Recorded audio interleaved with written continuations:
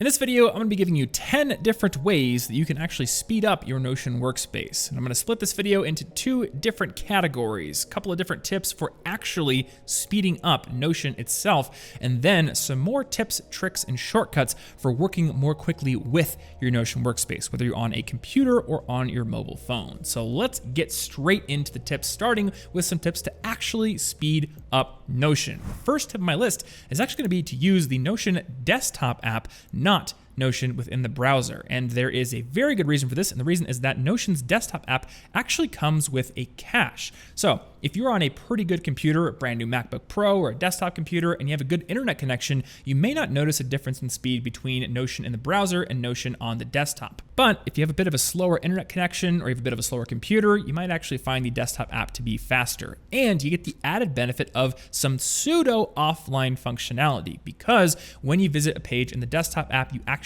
cache that page on your local machine, which means that if you find yourself on, say, an airplane with no Wi-Fi at some point, you may actually be able to access that page. Now, it's not a true offline mode. I'm really hoping that comes to us in the near future, but it's better than nothing.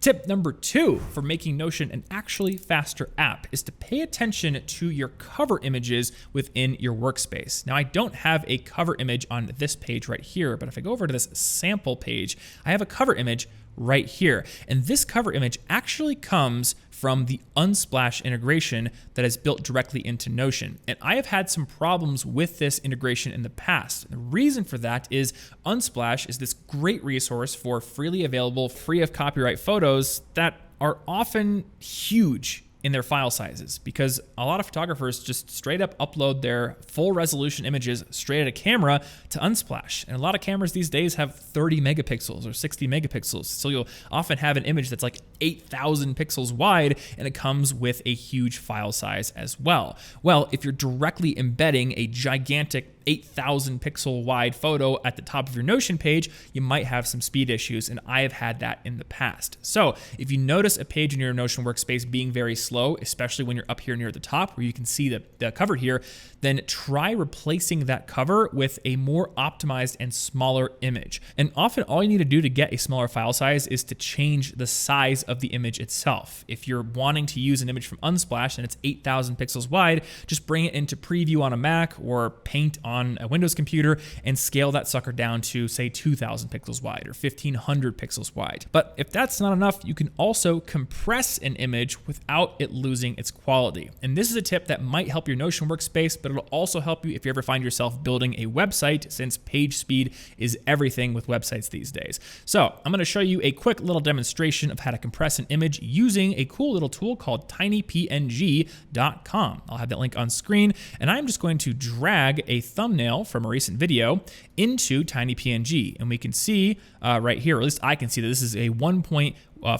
megabyte image. It is a 4K image, and I'm going to drag it into tinypng's little box here, and you will see that after compression, it goes from 2 megabytes, it's rounded up here, to 349 kilobytes without any really noticeable reduction in quality as far as the human eye can see. So again, if you find your Notion space being a little bit slow because of these cover images, first try to resize those images, and secondly, compress them using a tool like tinypng. From there, we are now going to move on to some tips, tricks, and some little hacks that you might not know about for working more quickly within your Notion workspace. And these are going to come down to just some little patterns of doing things that you might not know about. The first of which is going to be the /turn command, which I use all the time.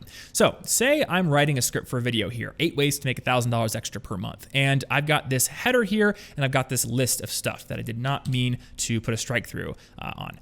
Well, I might want to actually make a toggle heading for this subheading here and put this list inside of it. And to do that, normally I could go over to the block menu like this. I could open it up. I could go to turn into, find my toggle heading to, and click it just like that. But there's also a /turn command. So if I take my cursor and put it literally anywhere inside this header and type /turn, I'm going to get this little turn into menu, and I can choose any other block type that I can turn this into from this menu. And if I keep typing, I'm going to narrow this down as well. So I can just type turn tog, and now I have my toggle headings right there. I can choose toggle heading 2, and boom, I've got myself a toggle heading. I can select my little list items here, and I can drag them in just like that. The next tip I have for you is to utilize the keyboard shortcuts that Notion provides you. And there are actually a lot of these, and I'm going to point you to a resource that I actually found just today called Notion Key Combinations on keycombiner.com. Now, Notion's official documentation also has some really useful lists of keyboard shortcuts, but I really like the way that they have actually laid it out here. So I will link to this in the description down below, and you can start checking out some of the keyboard shortcuts you have available to you.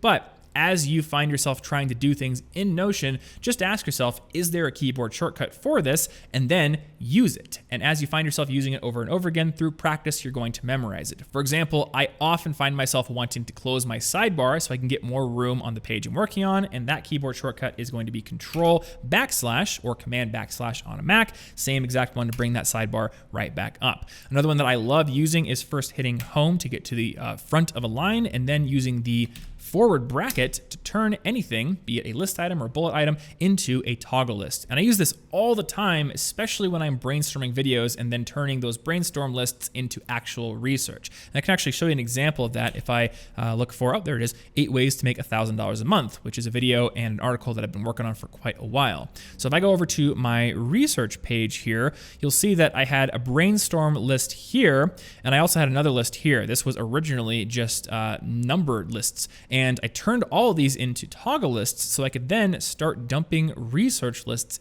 inside of them and then easily close them when I was done working on them or when I wanted to see something else. So this is a great way to basically do a lot of long form research and writing inside of Notion and then keep it nice and hidden when you don't need to see it. And you can easily turn those regular old bullet lists or numbered lists into these toggle lists, again, with that little HTML forward bracket. The next tip on our list is going to be using multiple windows to be able to see multiple pages at the exact same time. There's a very easy way to do this. In fact, there's a keyboard shortcut for it. So I'm going to go back to this little 8 ways to make $1,000 extra a month hub page inside of Creator's Companion here. And you will note that I have a research document and a script document. I'm going to go ahead and hide the sidebar there. Once again, Control / so I can see more on the screen here. Now, if I'm writing the script for this article, I probably want to see the research right next to it as well. And I can do that simply by hitting Control, holding it, and clicking. Again, it's going to be Command on a Mac. And then from there, because I'm on Windows, I can hit Windows key and one of the arrows to send that window to one half of my screen.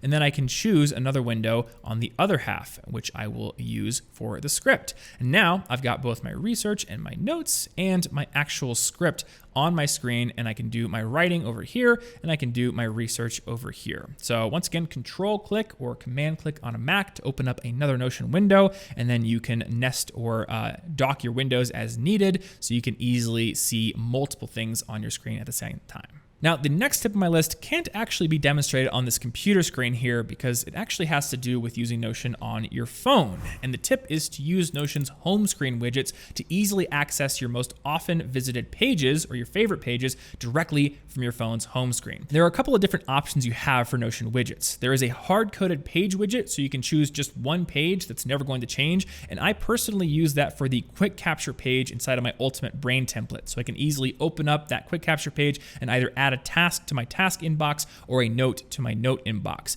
But there's also a favorites widget and a recents widget. Now, the favorites widget is pretty much exactly what it sounds like. It's going to show you the top options from your favorites, just like they are in the sidebar here. And then the recents widget will show you your most recently visited pages across all of your different devices. And I find that very, very useful because I'm often working on a page here on my computer, and then later on, I want to access that same page on my phone. And I can just check my recents widget and get to it that way. Coming on back to the computer here, the next step on my list is to get yourself a screenshot app because it's a much faster and more efficient way of getting images into Notion, which I personally do a lot when I'm taking notes for classes or research, and I love using a screenshot app for that purpose. So let me explain why this is so powerful. Typically on Notion, if people want to get an image onto their workspace, they will just type the /image command and then click this little image button that comes up and then use the standard uploader to search their computer for an image and upload it that way.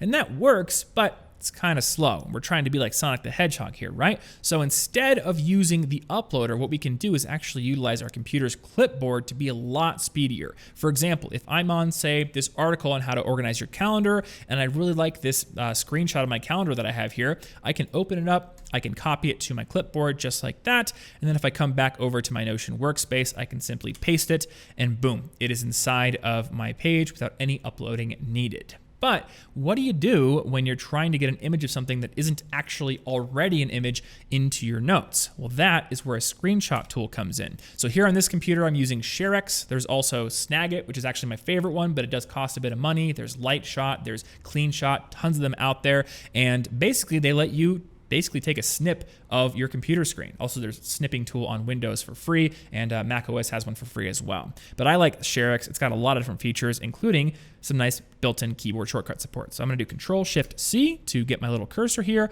and now I can take a screenshot of this cool little bad guys knocked out spreadsheet that I was working on for another video, and now that is on my clipboard. So if I come back to my Notion workspace, I can easily paste that just like I did with the calendar image. And this trick came in real handy last year when I was taking an online course, because they were actually showing the slides on Zoom and they were going a bit too fast for me to type all the content on the slides. So I just used this to literally screenshot the slides. In fact, I can show you, if I go to my ODCC notes, I can show you exactly how I did this.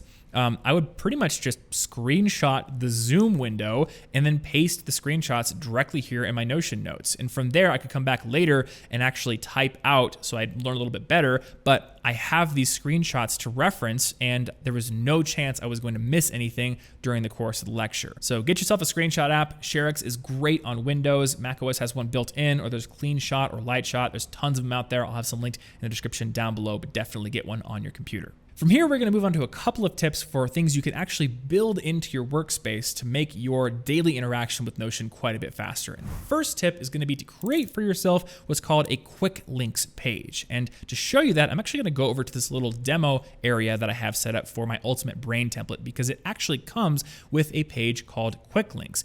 And what you'll see on this page are several different links to other pages in this workspace. Some of them are in a synced block because I actually also have them on the dashboard inside the template, which I can show you really quickly. Down here on the dashboard, which is basically just like a way to get to everything in the template, I've got the quick links displaying right here as well. But the page itself is useful because I can actually add it to my favorites bar just like this. And then if I have these links on this page embedded as actual link blocks, not inline mentions, but link blocks, they're going to show up underneath this little toggle in the favorites sidebar. And this is really, really useful because if you're anything like me, you're gonna have a lot of pages that you want to favorite, but that can become a bit of a mess over time. So instead of directly favoriting all of these pages, I like to add them to a quick links page, or maybe even multiple quick links pages that are divided by topic or category. If I go back to my actual workspace here, you can see why this is so useful. This quick links page has a ton of different links on it. And if I wanna get to any of them, I can easily just open up quick links and I can get to them just like that. But you can see how long my favorites bar would be if I wasn't utilizing this trick. So let me show you actually how you can do this real quick, just as a bit of a demo. I'm gonna come to this personal dashboard here. Let me just make a private page actually. I'm gonna call this Quick Links 2, just to differentiate. We do have to give it a fast car, or fast, how about a motorcycle actually, a little motorcycle thing. And I'm gonna favorite this page. So now I've got it up in my favorites, and from here, all I need to do is grab the URL to any page in my Notion workspace and add it here. I could also, if I wanted to, type /link and do link to page and then search for that page, but I often find it easier to actually just grab the URL. So let's say that I'm often visiting this Tom's Top Tier French Toast recipe, which actually comes inside of my Ultimate Brain template. You can get that over at thomasjfrank.com/brain, link in the description down below, by the way.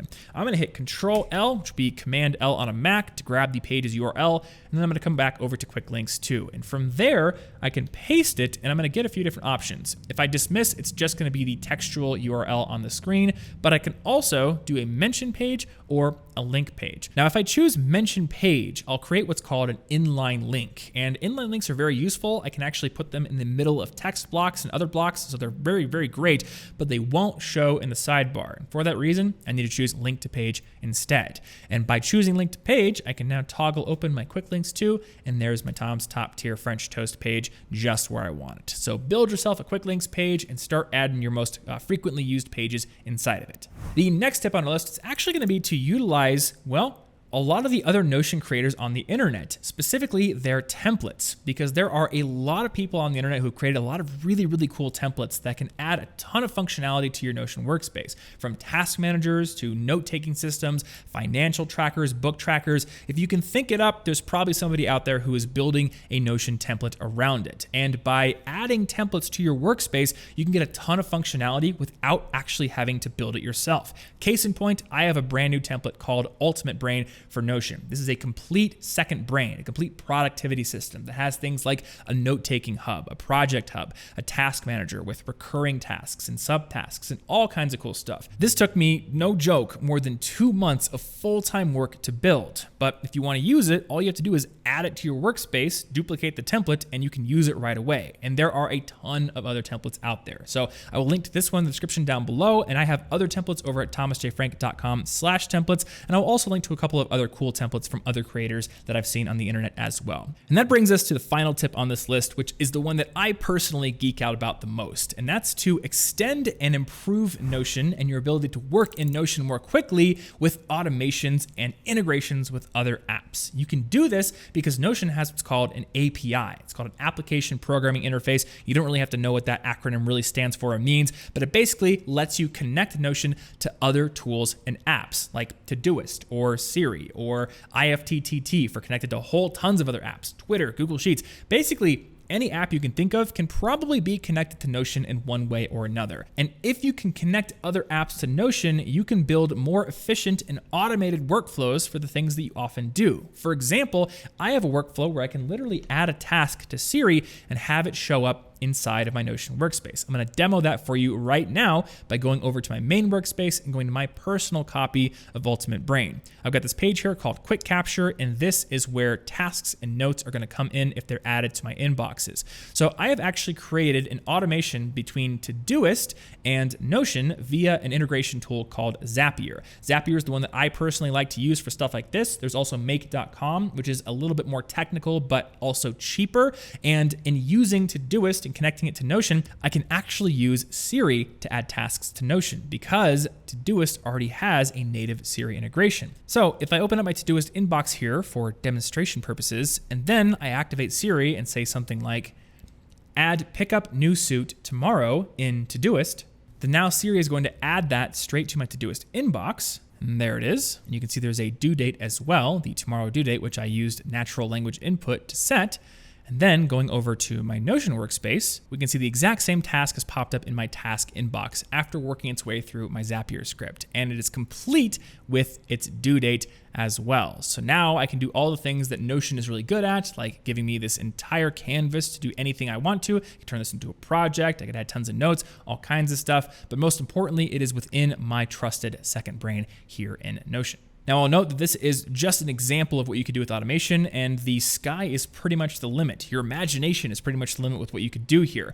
For another example, one that I'm very excited about personally, I now have a working speech-to-text to Notion automation pipeline. I'll show you a little bit of a test run that I've been doing here in the Ultimate Brain demo workspace. If I go to my notes area, I've got these voice recordings, and you can see that I have an automatic transcription of a note that I took on my phone while out for a walk, and I also have a direct link to the file inside of Dropbox. So if I want to, I can listen to my recording as well. And this is completely automated. I take a voice recording on my phone, it then goes over to Otter.ai, which is an automated transcription service, and then I have a Zapier script that puts both the link to the audio file and the text of the transcription directly in a note inside of my note inbox. This is a really cool automation, a bit more of a complex one to set up because there's not a tool in existence that does this really easily, so I kind of had to string a couple couple together, but here's an example of what you can do with automation and a little bit of imagination.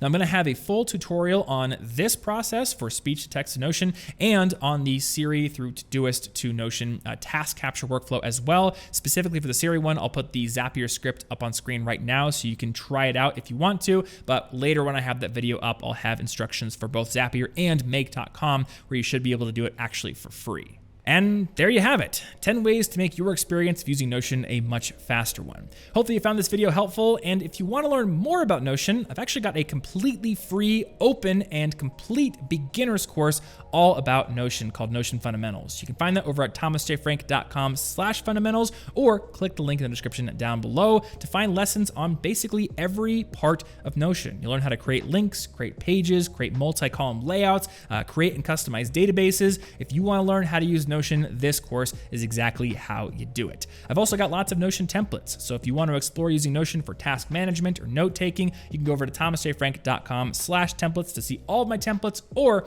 if you are curious about my complete all-in-one second brain template that has tasks, notes, projects, all that good stuff in one bundle, you can get that over at thomasjfrank.com/brain. I've worked incredibly hard on that template, and in addition to the template, you also get documentation, video tutorials, and support. So check that out if you do want to use Notion as a complete second brain, and if you want to support this channel and help me make more tutorials. If you have questions, I am on Twitter at Tom Frankly, and that is the social network where I am probably the most responsive, so ask me questions over there. Or if you are too lazy to go over to Twitter, if Elon Musk is annoying you too much, you can also use the comment section down below. Don't forget to hit the like button on your way down there, and I will see you in the next video.